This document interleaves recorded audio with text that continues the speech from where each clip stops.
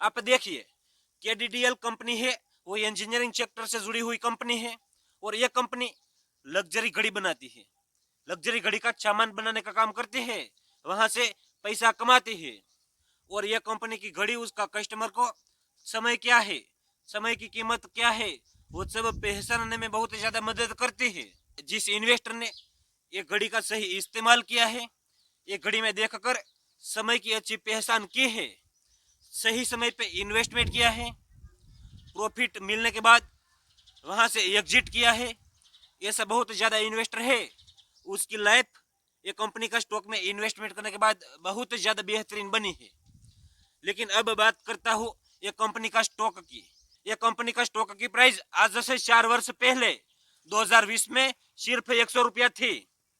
ये कंपनी लगातार 4 वर्ष तक सख्त मेहनत करती थी, वो सब मेहनत की, कठोर तपस्या की, उसका रिजल्ट एक कंपनी है उसको 4 वर्ष बाद देखने को मिला था।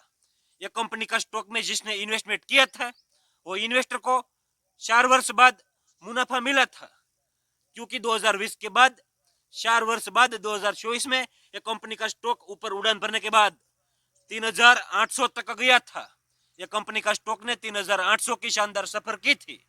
लेकिन अभी का टाइम पे ये कंपनी का स्टॉक गिरावट के बाद कभी कभी ऊपर उड़ान भरता है, कभी कभी फिर से नीचे गिरावट करता है। तो यहाँ पे देखने वाली बात यह है, ये कंपनी का स्टॉक नीचे गिरावट क्यों करता है, ये कंपनी का स्टॉक नीचे गिरावट करता है, उसका रीजन क्या है, वो तलाशना चाहिए मेरे भाई। क्योंकि आप एक इन्वेस्टर हो, आप केडीडीएल कंपनी का स्टॉक में इन्वेस्टमेंट करने के बाद और ज्यादा पैसा कमाने के लिए सोचते हो, इसलिए बहुत ज्यादा स्टडी करनी बहुत ज्यादा जरूरी है। आप देखिए, अभी का टाइम पे केडीडीएल कंपनी का स्टॉक की प्राइस 2400 रुपया है। यह कंपनी का पी रेशियो में कुछ दिनों से वृद्धि देखने को मिली है। बढ़ता पी रेशियो उसका इन्वेस्टर को कभी भी कोई भी दिन फंसा सकता है, क्योंकि कंपनी का स्टॉक लगातार पहले ऊपर उड़ान भरता था, उसका इन्वेस्टर को बहुत ज्यादा मुनाफा दिया था। इसलिए ये कंपनी का पी रेशियो है वो दिखाता है कि कंपनी का स्टॉक ने उसकी वैल्यूएशन बढ़ा दी है।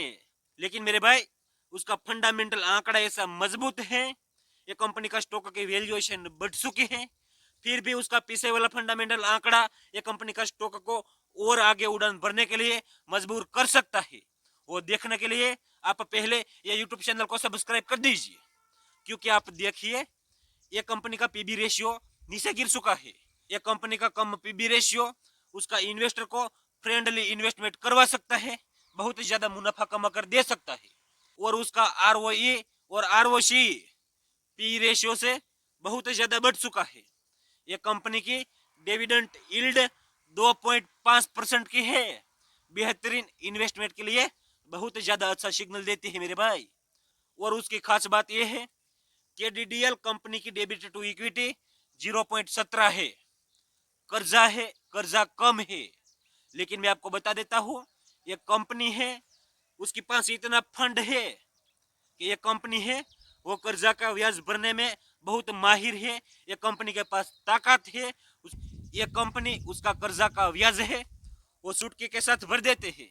और ये कंपनी कोई भी टाइम पे उसका पूरा कर्जा खत्म कर सकती है। इसलिए आप मिला जुला कर उसका फंडामेंटल एनालिसिस देखिए। ये कंपनी का स्टॉक में कुछ दिनों से गिरावट और उछाल देखने को मिलता है, फिर भी यह कंपनी बहुत बड़ी और बहुत मजबूत कंपनी है, वो सिग्नल यहाँ से मिलता है।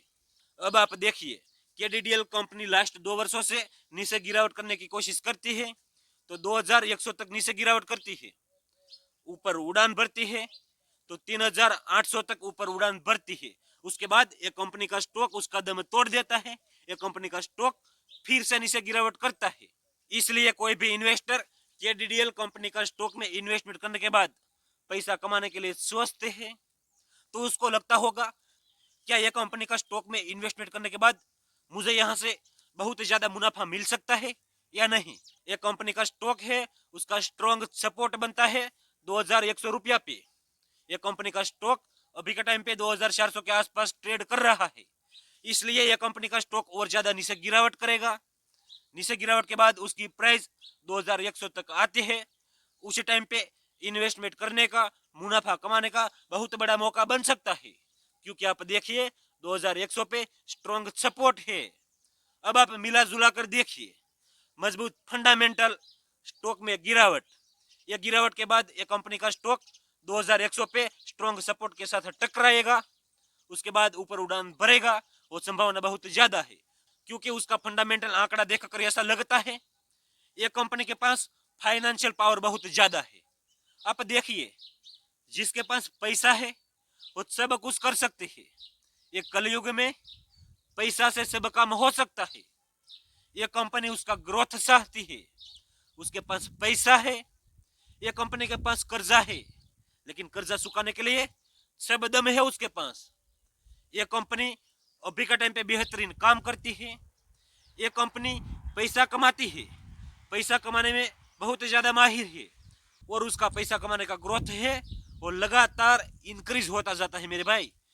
और दूसरी बात यह है 2100 पे टेक्निकल एनालिसिस ये कंपनी का स्टॉक को ऊपर धक्का दे सकता है। इसलिए जिस इन्वेस्टर 2100 पे ये कंपनी का स्टॉक टकराएगा, उसके बाद नीचे स्ट्रॉन्ग स्टॉप लॉस लगाने के बाद इन्वेस्टमेंट करेगा, उसको बहुत ज्यादा मुनाफा मिल सकता है। वो मेरी पर्सनल राय है। आप ये कंपनी का स्टॉक में इन्वेस्टमेंट करने के बाद मुनाफा कमाने के लिए सोचते हो, पैसा कमाने की रणनीति बनाने के लिए आप सोचते हो, तो आप इन्वेस्टमेंट करने से पहले आप अपनी खुद की स्टडी कीजिए। आपका फाइनेंशियल एडवाइजर है, उसकी राय लेनी बहुत ज्यादा जरूरी है, क्योंकि ये फाइनेंशियल मैटर है। और खास बात यह है, ये वीडियो मैंने सिर्फ एजुकेशन पर्पस के लिए बनाया है। मैं कोई भी ट्रेडर्स और इन्वेस्टर को ट्रेडिंग या इन्वेस्टमेंट करने के लिए प्रोत्साहित नहीं करता हूँ। ये कंपनी का स्टॉक है, उसकी टारगेट प्राइस कितनी रह सकती है उससे पहले मैं आपको बता देता हूँ। आप देखिए 2021 में ये कंपनी ने सिर्फ 3 करोड़ का प्रॉफिट कमाया था, ये नेट प्रॉफिट की बात है। 2022 में 20 करोड़ का नेट प्रॉफिट, 2023 में 60 करोड़ का नेट प्रॉफिट, 2024 में 220 करोड़ का नेट प्रॉफिट। आप देखिए एक वर्ष में एक कंपनी है वो बहुत बड़ा नेट प्रॉफिट कमा लेती है, और उसका नेट प्रॉफिट कमाने का ग्रोथ है वो कई गुना ज्यादा बढ़ जाता है। और इस तरीके से ये कंपनी 2025 तक लगातार इस तरीके से उसका नेट प्रॉफिट का ग्रोथ है, उसको आगे बढ़ाती रहेगी। तो मुझे लगता है 2025 में ये कंपनी 500 करोड़ का नेट प्रॉफिट कमा सकती है। और ये कंपनी 500 करोड़ का नेट प्रॉफिट कमाएगी तो ये कंपनी का स्टॉक है, उसकी टारगेट प्राइस 4000 तक रह सकती है। इस तरीके से ये कंपनी काम करेगी तो ये कंपनी का स्टॉक उसका इन्वेस्टर को बहुत ज्यादा मुनाफा दे सकता है। ये वीडियो में मैंने जिस बात बताई वो मैंने स्टडी की है। ये कंपनी का एनालिसिस, उसका स्टॉक का एनालिसिस सब स्टडी करने के बाद उसका निचोड़ निकाल कर आपको सही बात बताने की कोशिश की है। फिर भी मैं आपको बता देता हूँ वो बात सब एजुकेशन पर्पस के लिए है।